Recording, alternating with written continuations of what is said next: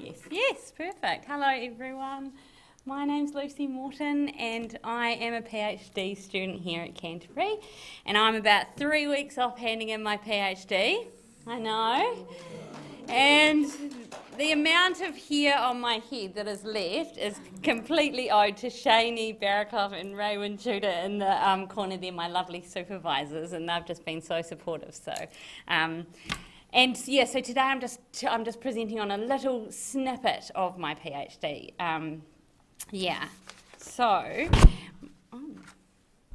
My PhD is called Crimson and Ash, and it's a post-qualitative inquiry into women's becoming with bipolar. So it's post-qualitative in the sense that it means that it's an emergent, creative, relational process that moves beyond fixed methods and thinks with theory. And the theory that I'm thinking with is agental realism, and so that is kind of where you've got ethics and theory and methodology. That is all inseparable, and it's a framework where matter, time and space are entangled and continually produced through interactions. It's from Karen Barrad's book, Meeting the Universe Halfway. So the data for my thesis was generated from creative workshops. The participants brought along photographs of objects and things that they interacted with because they have bipolar. And I also drew on mental health policy. So I used the Mental Health Compulsory Assessment and Treatment Act 1992 and the Lunatics Act. It's terrible they say lunatics, but this was called, so I'm just going to call that throughout, the Lunatics Act 1868. And so I did a diffractive policy analysis of those things. I also went across and visited the asylum grounds across Aotearoa and the associated cemeteries, and that is where institutionalised bodies were buried in unmarked graves, and that's called an ontology of hauntology using Brad's theory. The other part within this diffractive analysis is that as a researcher, my entangled position as a woman with bipolar was an active part of the phenomenon that was produced and under investigation. So my knowing and being interactively shaped what came to matter and kept me accountable to the relational conditions through which the knowledge emerged. So I'm pressing down arrow. So see, these are some of the photographs that came from my theory, and I won't go into all of them. The ones on either side are from the creative workshops. The one in the middle of the cross, that's a makeshift headstone that some relatives of a woman who was buried at Seacliff Lunatic Asylum, their relatives made that, and you can't read the writing, but it just has little words about that. And underneath is Seaview Hokitika Lunatic Asylum. Again, this is the beginnings of it. It started as a prison and then emerged on to become a hospital for the psychiatrically unwell. So the overall aim of this project was to disrupt the biomedical reductionist knowledge practices which have marginalised and oppressed women with bipolar. So obviously women with bipolar are very poorly represented in research. You're just hearing about suicide and low socioeconomic situation, inability to keep jobs, high, low, we're not represented well in research. So this was about telling different stories which recognise complexity and multiplicity.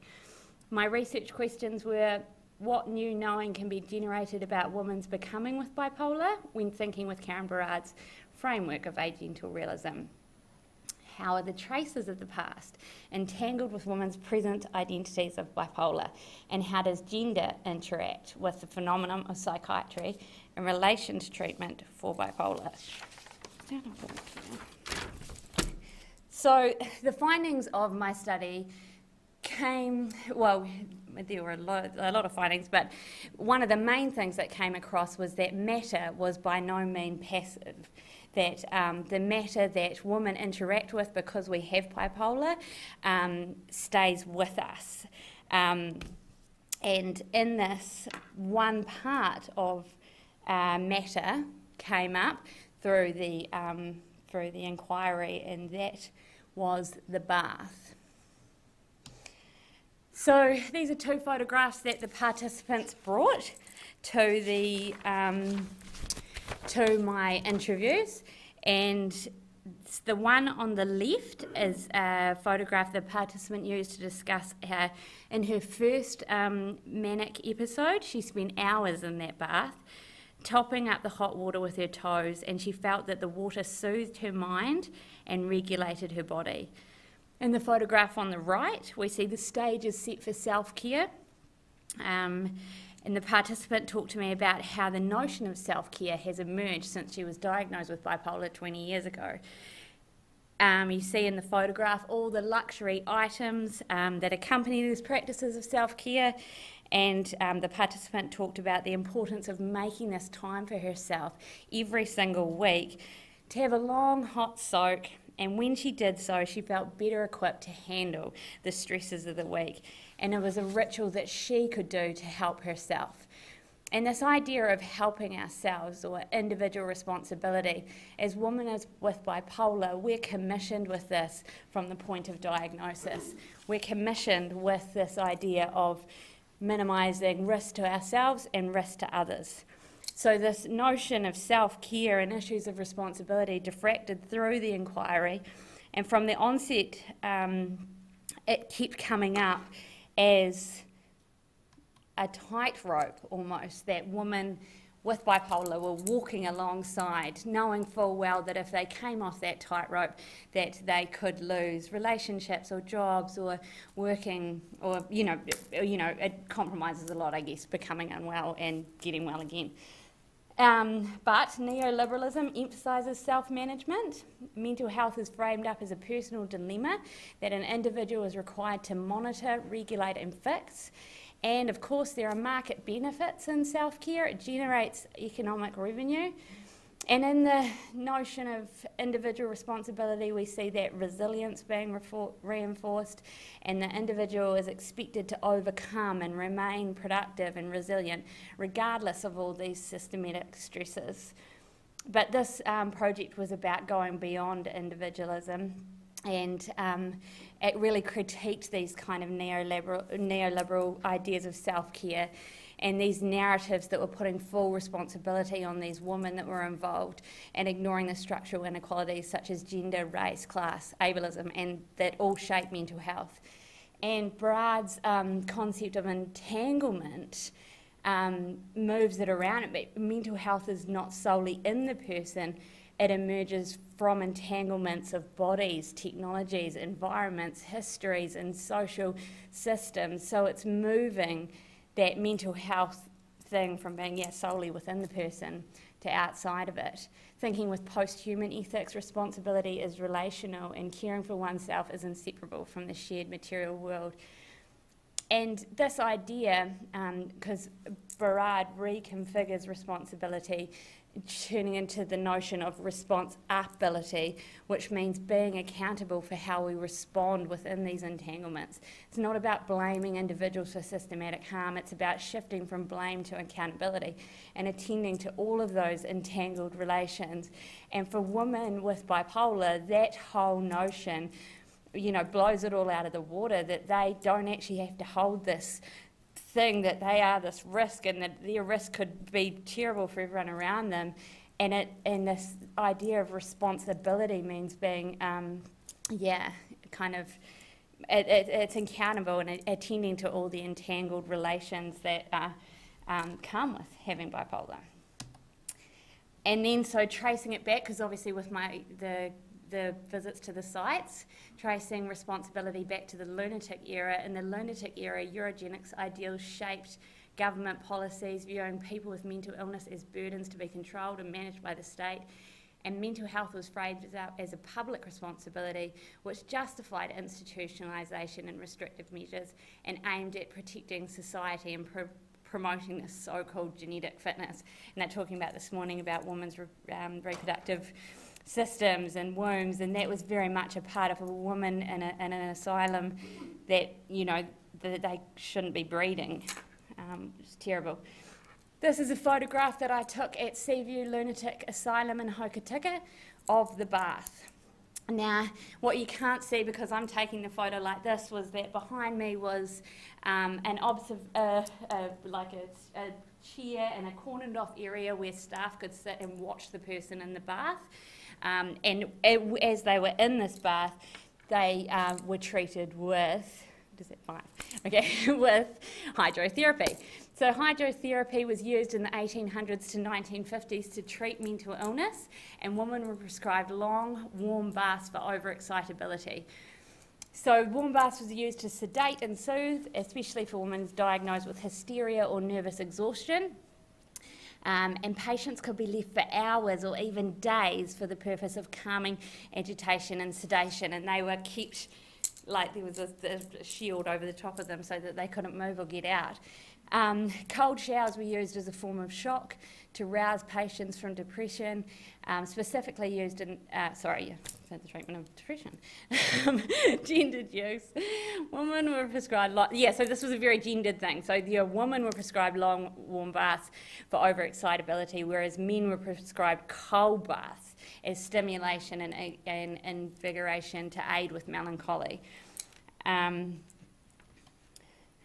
This was a treatment that went through time and kind of finished up, like we say, in the 1850s.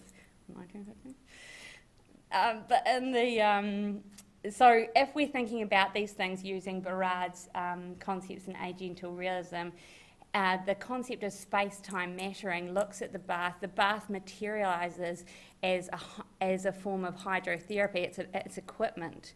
So it's cold, porcelain, water, temperature, duration, all of these things are interacting with psychiatric approaches. Asylum architecture, gendered assumptions, colonial governance of bodies. In the present time, the bath becomes an agent for self-care, a recommendation within wellness ideology. So the bath's meaning is inseparable from these practices. In the 1890s, the bath has a technology of sedation and moral discipline. In the 2020s, the bath has rematerialised as a part of a wellness retreat, a sensory therapy space, or a tool for self-care. And we see the entanglements of therapy in the practices of cold baths now that everyone's talking about cold baths and the benefits of them. So the baths past and present are not linear or separate. There are traces of asylum hydrotherapy are entangled with these contemporary therapeutic uses. So self-care today may still carry those residuals of control, regulation and gendered expectations from its asylum era past, and I guess those ideas of self-care are putting that responsibility back on the individual and taking it off the services or the supporting things that could help the person that's out of their control. So, but what is most important here is that the bath has a responsibility, not as a human actor, but as a part of configurations that can calm, contain or constrain bodies. It shapes and is shaped by the shifting apparatuses of mental health, policy and social norms.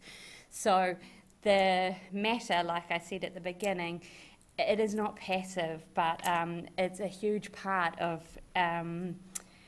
how we experience life as women with bipolar.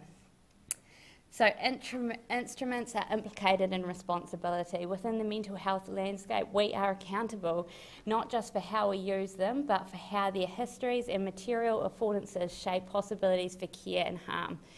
In mental health treatment, this means being accountable for the entire apparatus of care, including histories of harm, current material conditions, and the futures our actions make possible. In healthcare, it is our obligation to respond to these entangled conditions that we help produce. Because in the study, the ladies talked to me about, in the inquiry, the ladies talked to me about ECT and locked cells and seclusion rooms and straitjackets. And as we, as women with bipolar, interact with this matter, with these things, with these objects, we remain connected to this entangled past of psychiatric, lunatic history and all of this stuff. We stay connected to it. So the effects are co-produced by materials, spaces, discourses, human and non-human agencies. The past use haunts our present forms. A padded cell may rematerialise as a quiet room in a modern hospital, carving both therapeutic and disciplinary traces. However, the technology, the residues of an earlier time, persists in what remains. And that's that.